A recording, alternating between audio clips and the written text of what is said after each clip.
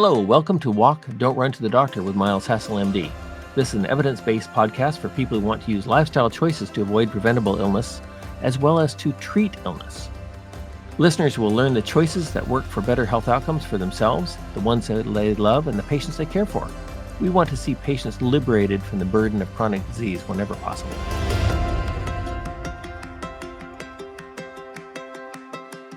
I'm Miles Hassel, MD. I practice internal medicine in Portland, Oregon.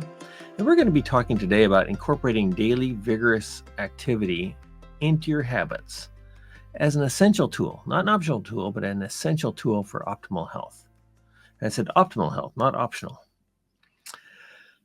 Just for those new to the podcast, we get asked frequently, why are we doing this? And we're doing this because we practice medicine and we see the dramatic benefits of lifestyle medicine in improving the lives of our patients and their families.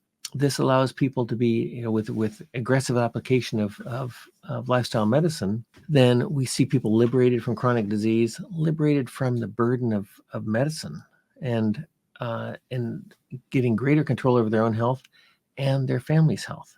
It improves your outlook, it improves your overall health. There's numerous downstream benefits. And so we're trying to help people understand where they can take control of their own health. Now, does this apply in every situation for everybody? We're not going to cure everything with broccoli, but we're going to help an awful lot of people, most people, if they choose better lifestyle practices. In a sense, we want to move beyond the exam room and help people discover the simple lifestyle tools that will help our body's exquisite design achieve and maintain optimal health. We want to see people's lives transformed by the simple tools of omnivorous diets, food made in your kitchen, moving every day, spending time outside and with other people, and prioritizing sleep. Our goal is to reach doctors and other clinicians who want their patients to be well, and also to reach all of those who have that same desire for themselves and their families. So when we talk about exercise, where this is going to be an overview, and for any disease process we're talking about, we'll refer back to exercise as well. I would be hard-pressed to think of any disease process that is not benefited by exercise in some way. So exercise improves your ability to do more because of strength and balance and mobility. It reduces aging in a sense. We're all going to die of old age or earlier, of course, but with exercise, we're going to maintain a higher quality of life for a longer period of time. Exercise is something that allows us to improve aging at any age. It has a significant effect on neurological diseases like Parkinson's disease or dementia. It has dramatic benefit in both type 1 and type 2 diabetes, and we'll be talking about type 2 diabetes later. It has vigorous elements for reducing heart disease and stroke risk. It improves mood and attitude. Your exercise is a tool for treating depression. This is probably as effective or more effective than just about any other tool that we have. It helps with chronic pain, even pain related to joints that hurt when you exercise. How to take that? Wrap your mind around that possibility. It helps autoimmune disease and all immunity. It improves osteoporosis. It helps you recover from surgery faster. It helps not just prevent cancer, but the cancer survivorship. It helps menopausal symptoms. The one thing it really doesn't do a very good job with, exercise is not a very powerful tool for weight reduction, but it does a great job of weight distribution so that you curve in better places. And it also helps you maintain weight that is lost through eating less. So we're going to be talking a lot about the actual application of exercise into various disease processes, or at least an overview of that. But as you're thinking about how you're going to apply it in your own life, don't get caught up in exercise theory, such as resistance exercise versus aerobic exercise and duration and intensity. Those are all important things to think about eventually, but what you should primarily be thinking about is exercise practice.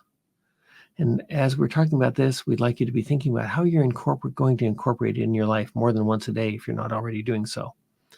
How you can have more variety in your exercise. Games, weights, skip ropes, resistance bands, hiking. and collect as much variety in your exercise toolbox as you can, which reduces injury and improves overall fitness. And it also makes things less boring and more fun. Think about how you're going to push yourself a little bit. Push yourself a little bit, but not so much that you injure yourself. As a loose rule of thumb, I would argue that if you're not getting short of breath and sweaty during exercise, then you simply aren't trying hard enough. I don't think there's any way around that. Find an exercise buddy, be accountable, and maybe a professional trainer might be the right step for you. While we're talking about exercise, we also like to have people think about sitting. Try to avoid sitting for more than an hour, because sitting is in and of itself, regardless of your fitness level, is a risk factor for disease independent of that fitness level. Set a reminder in some way. So you get up and move after an hour of sitting and move around a little bit. It might be 30 seconds. You might do 2 jumping jacks. You might do a couple of quick stairs. Who knows what you'll find yourself able to do in those few minutes. But get up, move around, then get back to your seat if you need to be sitting. And think about using a standing desk. Our office has switched to standing desks where they fit. And that has really given us a lot of nice variety and forced us to stand a lot more. We mentioned some of the papers that we're using as background in our show notes. I won't refer to the individual studies in my comments about exercise and application to disease. But one paper I'd like to point out is the first author is our chief nursing officer, Shelley Johnson, and it's a nice overview of the concept of getting short of breath and sweaty. So let's talk about exercise in applications, and so we'll start with type 2 diabetes, and this also applies by and large to type 1 diabetes. But whether you use resistance or aerobic exercise, regular exercise will effectively reduce your blood sugar levels, and the degree of reduction is similar to that as we see with typical prescription medications, with the exception of insulin itself. In addition, not only do you see better blood sugars, but you have improvements in all of your cardiovascular risk factors. I don't think there's any cardiovascular risk factor that isn't impacted by exercise. You'll reduce your risk of kidney complications, vascular complications, ophthalmic complications, and involvement of the effect of type 2 diabetes on the eyeball, for example. You'll improve your well-being and energy and mood. All these things that tend to be a problem with type 2 diabetes. For type 2 diabetes, the benefit appears to be better or greater if there's at least 3 episodes of the exercise per day, even if those episodes are quite brief. As an example of that, you could cite some papers that look at walking briskly 15 minutes 3 times a day, or get walking once 45 minutes a day. And the shorter repetitive exercise was actually more effective. And always be thinking, and I apologize for us continuously bringing this up, but always be thinking about how you can get your exercise to a sufficient degree that you're short of breath and sweaty, and ask yourself, if you're not achieving that level of exercise, are you truly exercising? What can you do? So you might already have good ideas for exercising and how you're going to get short of breath and sweaty. If you need to, talk to other people that you know of who are fit. Find out what they do and adapt ideas from them. It can be weights, it can be skipping rope, it can be jumping jacks. One of my good friends, she hula hoops. Who knew? Games. Games are fabulous also for mental protection. And things like table tennis and pickleball all have a strong role, and there's a real benefit to the socializing aspect. Plus, it's harder to get out of exercise if somebody's expecting you to show up. Brisk walking or hiking. And then there's the gadgets you can have at your side at all times that help you exercise. It might be a stairwell. Who knew that your employer provided exercise equipment in the form of a stairwell? You might have a medicine ball at your desk, which is also kind of a conversation starter. There's a device called a body blade that a lot of people find helpful. Dumbbells, counter push-ups, having a pull-up bar in your environment. Whatever you do something, do it frequently, do it often, and do it with some intensity.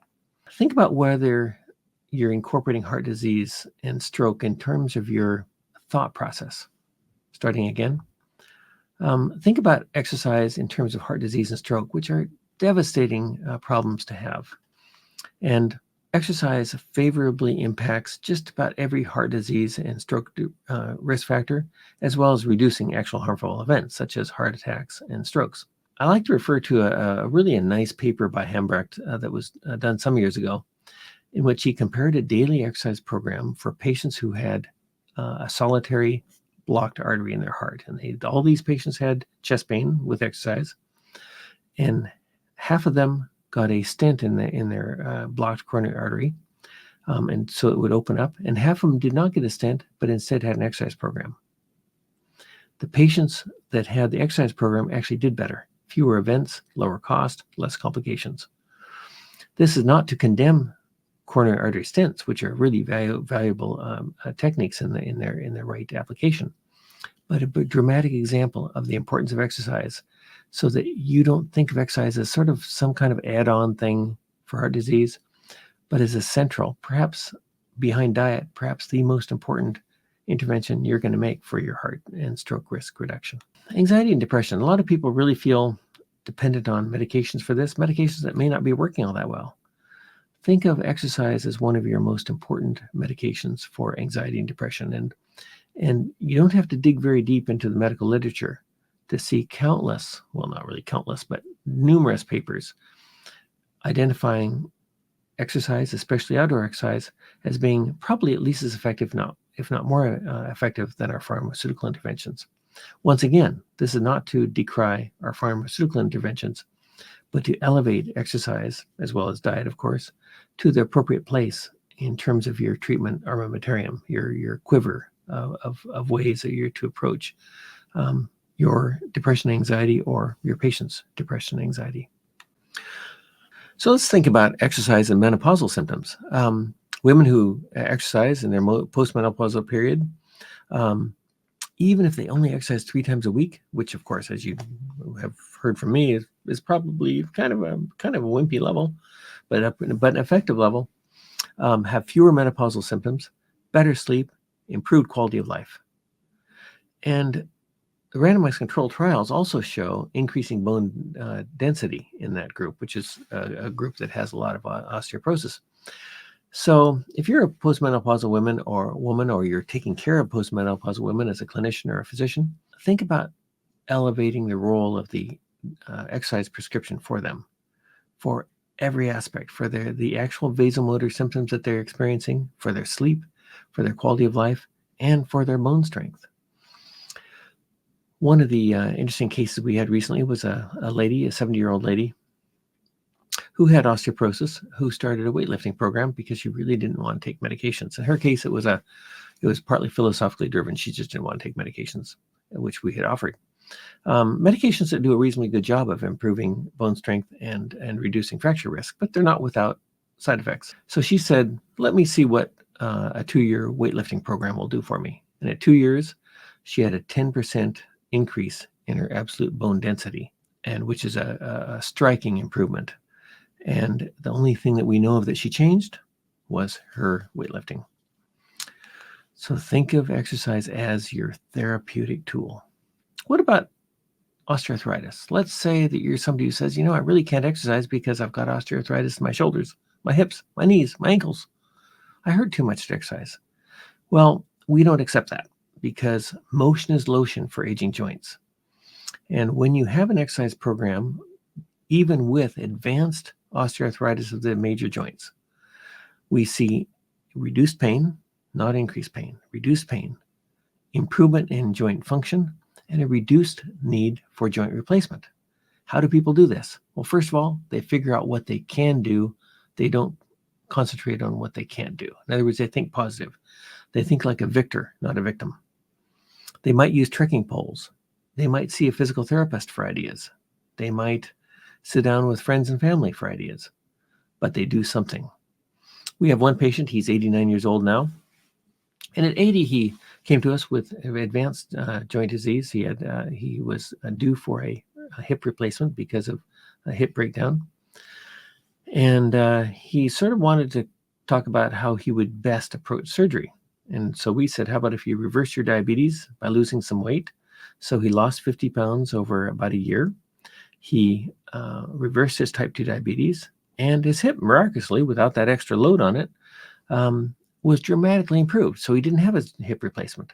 Fast forward the clock 8 years, and his hip started to give him pain again. He ended up getting a hip replacement 8 years later than he would have otherwise. And because of his fitness, because he'd been working out every day for those 8 years, because of his reversing his diabetes, he had no surgical complications. At 88 years old, he sailed through that surgery. He was home the next day. He was home in great shape. He had no complication of that surgery, and he's still dancing. I'm not making that up. And so, still on the subject of pain, when we see people with fibromyalgia, it's really nice because we can point to that even just a twice-a-week exercise program. Typically, they combine things like walking and resistance exercises such as weights, reduce a pain in somebody with fibromyalgia, improve your mood, improve quality of life, and improve ability to get things done. And so instead of being crippled by their disease, they end up being able to overcome that disease with exercise. Now, it helps a lot better if you also improve your diet a great deal. Weight loss is an incredibly important tool as well, and so on. It doesn't have to be just exercise, but exercise all by itself is a pretty effective tool for chronic pain. What about the aging person? So you might say, you know what, I'm 80, 85, 90 years old. It's too late to start an exercise program now. And we say no. There's recently a very nice randomized controlled trial where they put 85-year-old people and 65-year-old people who are normally sedentary on a weight training program.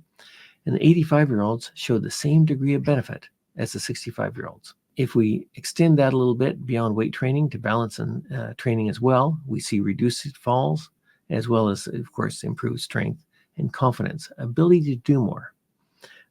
We had one patient who was on a family holiday to a really nice area in Hawaii. And he said normally when he went somewhere like that, he would just be sitting by the pool while everybody else did other things. Instead, he went hiking with them up in the hills in Hawaii. And he said the fun thing for him was passing slower, younger people. And it transformed his ability to enjoy himself because he had now lost some weight, improved his mobility, improved his confidence to be able to hike up a 1,000-foot ridge. And so remember that the different aspects of quality of life that a regular exercise program will give you. Perhaps the most exciting area for this, in my view, is cancer prevention and cancer survivorship. Exciting for a couple of reasons. One is cancer is such a devastating and frequently chronic disease.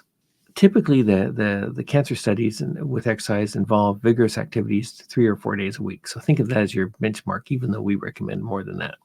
When you look at cancer data overall, but especially cancer, breast cancer and colon cancer, you see physical activity associated with reduced risk of developing cancer that appears to be pretty close to 50% risk reduction, probably in the high 40s. Perhaps that's preventing cancer is pretty important.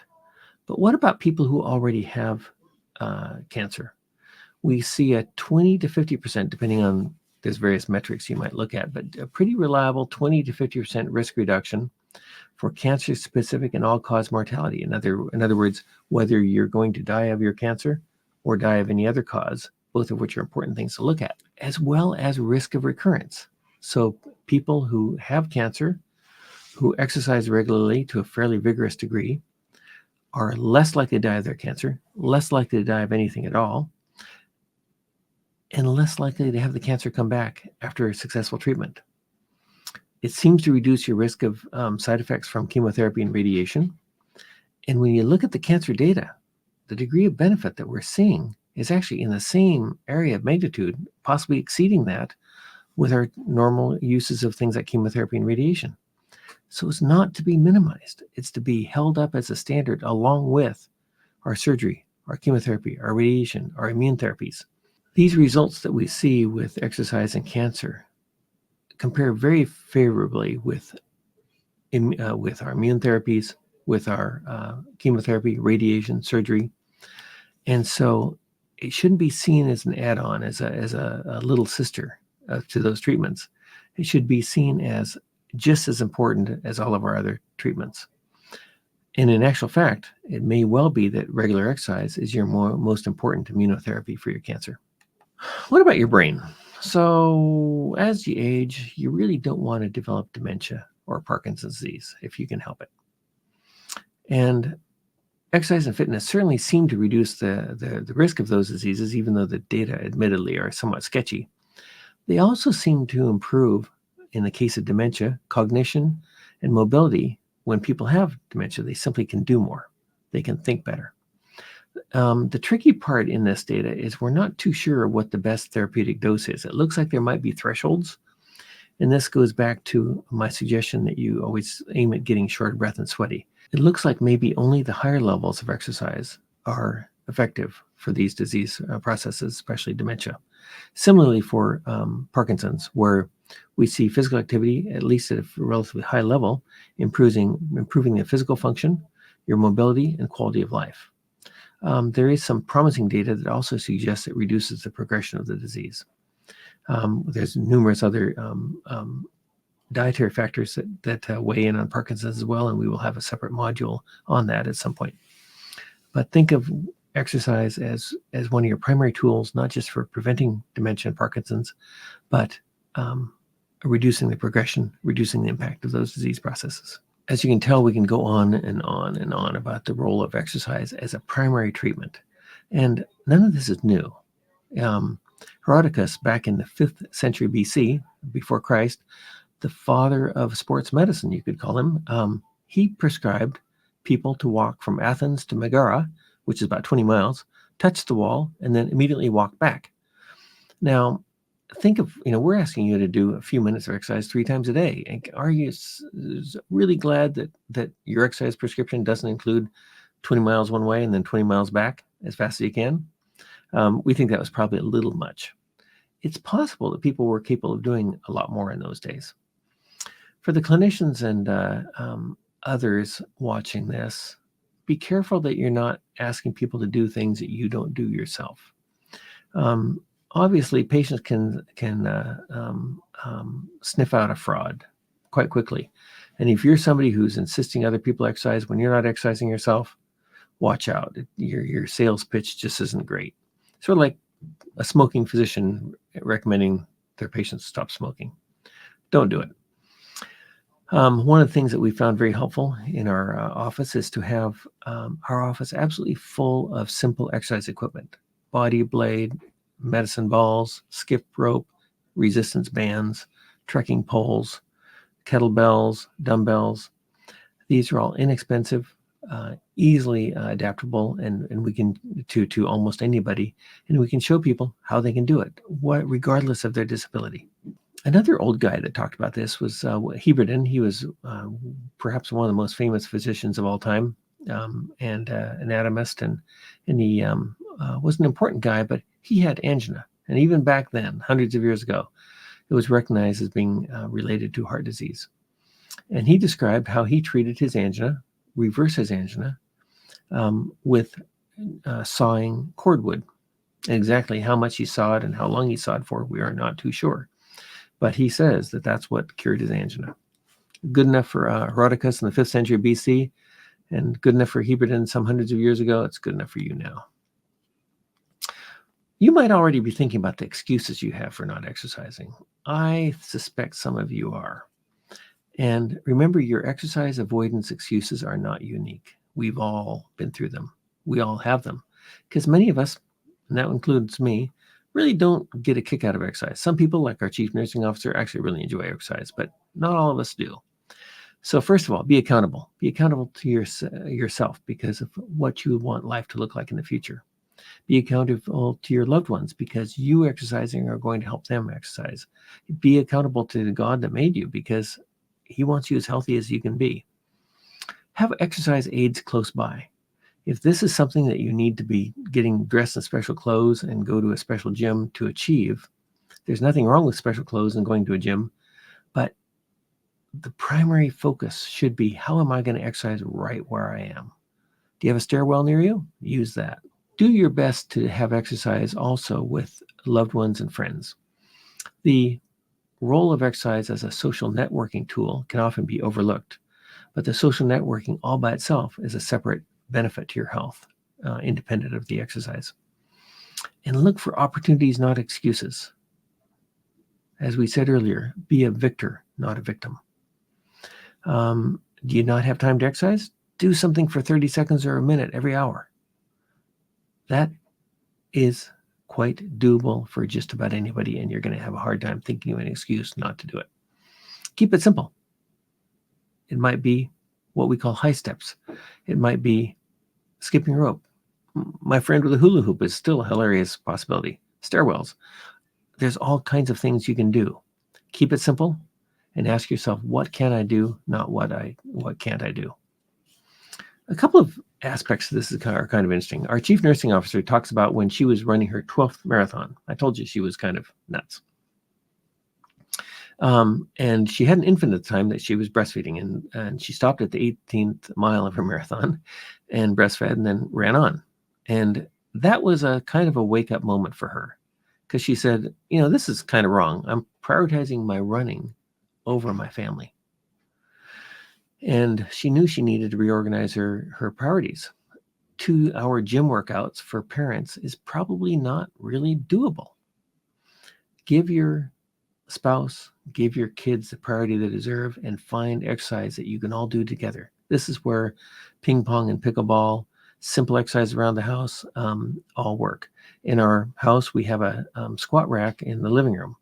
That means we can all do it all the time. We can talk to each other, and we don't have to do anything special. We don't have to be apart.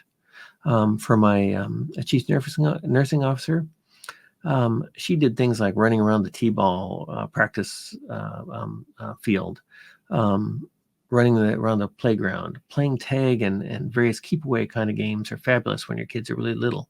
I remember the time that our child was too big to carry and too small to hike effectively.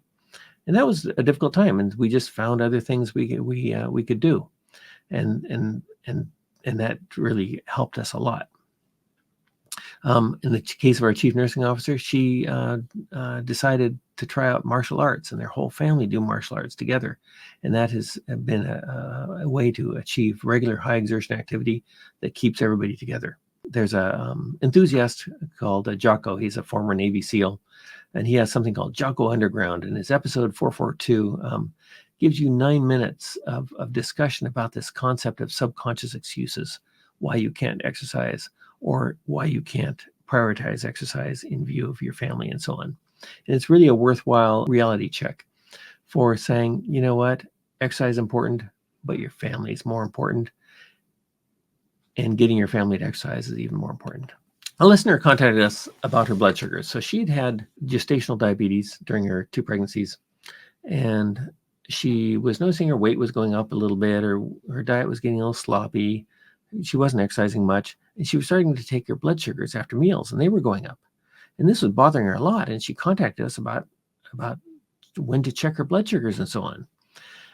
And so we suggested to her that her priorities were wrong. It's not about her blood sugar so much as it is about her habits. And if she got her habits in order, her blood sugars would come into line without even her having to be checked. And so we suggest you go back to our episodes 1 and 2 of our podcast. Look carefully at her weight, her fruit and vegetable intake, her exercise habits. She started walking 15 minutes 3 times a day with her stroller, with one of her children, especially finding hills to go up. And in 2 weeks, she lost 4.5 pounds. She's had looked at her diet and realized she didn't need to get back to more protein, more fruits and vegetables, not trying to limit fruit, because fruit was able to get in the way of her sweet tooth. She was able to eat more fruit and have less sweets. She already sort of knew all these lifestyle tools, but had let them get soft in her life. And so don't let that happen to you. When things aren't going right, think first of all is, what can you do with your lifestyle? So in summary, I'd like to remind you that for just about any medical condition, exercise will be helpful, possibly the most or second to the most helpful thing you can do for yourself. In many cases, more effective than conventional medical interventions. Find a variety of things you can do. Do it more than once a day, even if it's only very briefly. And the greater the variety, the less likely you are to be bored and the less likely you are to get injured. Remember that a minute getting short of breath and sweaty is an effective health tool if done frequently. For example, when was the last time you skipped rope for a minute? Most of us, that's enough to get short of breath and probably a little bit sweaty. Remember that excuses kill, and good habits like exercise save lives.